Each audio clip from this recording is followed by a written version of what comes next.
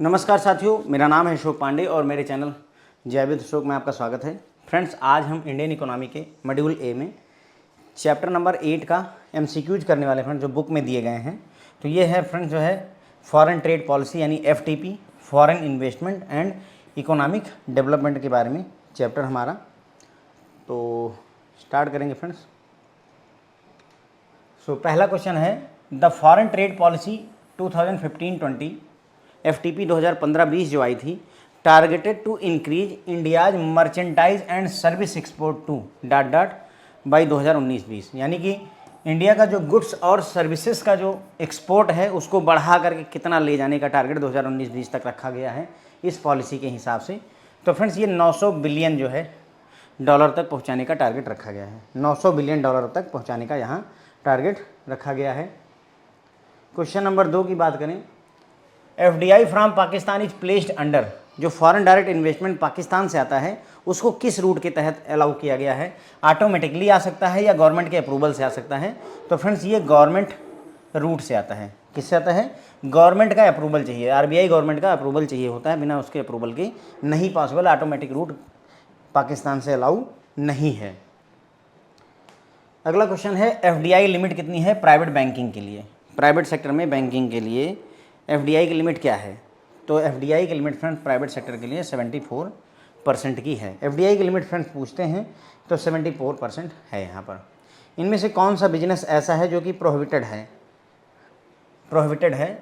FDI in India is prohibited for which sector? किस sector में foreign direct investment नहीं किया सकता है? डिफेंस में, हेल्थ में, इरिगेशन यानी सिंचाई में, लॉटरी बिजनेस में। तो लॉटरी बिजनेस में एफडीआई अलाउ नहीं है, बाकी सब में फ्रेंड्स अलाउड है। इनमें से किसे फ्रेंड्स हॉट मनी कहते हैं? क्वेश्चन नंबर 5 है हमारा, which of the following is known as hot money? Hot money friends बोलते हैं एफआईआई को, फॉरेन इंस्टीट्यूशनल इन्वेस्टर्स को फ्रेंड्स जो है हॉट मनी कहते हैं। हॉट मनी इसको क्यों कहा जाता है? क्योंकि ये फ्रेंड्स क्या होता है कि अगर एफआईआई को हल्का से भी डाउट हो कि यहाँ इंडिया की मार्केट में कुछ प्रॉब्लम होने वाली है तो वो पैसा लेकर के सबसे पहले भागते हैं। ठीक है।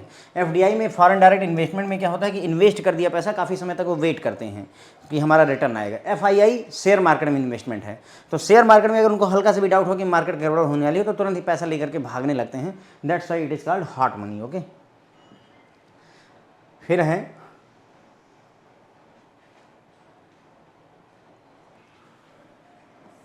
Niryat Bandhu scheme has been galvanized and reposition to achieve the objective of, यानी कि निर्यात बंधु स्कीम को मॉडिफाई करके रिपोजिशन किया गया। तो मतलब किस स्कीम का उद्देश्य, ऑब्जेक्टिव पूरा करने के लिए? तो फ्रेंड्स, ये किया गया था स्किल इंडिया प्रोग्राम के, स्किल इंडिया स्कीम के ऑब्जेक्टिव को अचीव करने के लिए निर्यात बंधु मतलब आप समझ रहे होंगे एक्सपोर्ट, है ना। निर्यात बंधु स्कीम लाई गई थी। ठीक है फ्रेंड, तो बस 6 क्वेश्चन हैं हमारे पास में।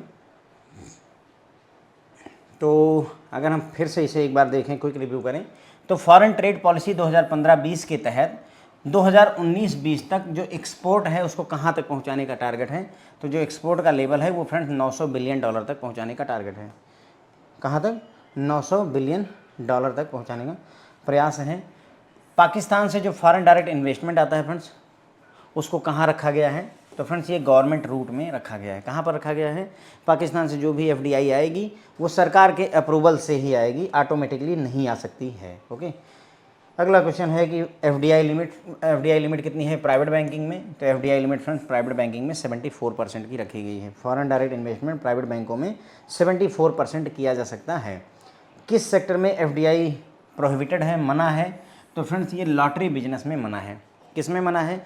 लॉटरी बिजनेस में मना है। बाकी डिफेंस में, इरिगेशन में, हेल्थ में, सब में अलाउ है, लेकिन लॉटरी बिजनेस में अलाउड नहीं है। फिर है, इनमें से किसे हॉट मनी कहते हैं?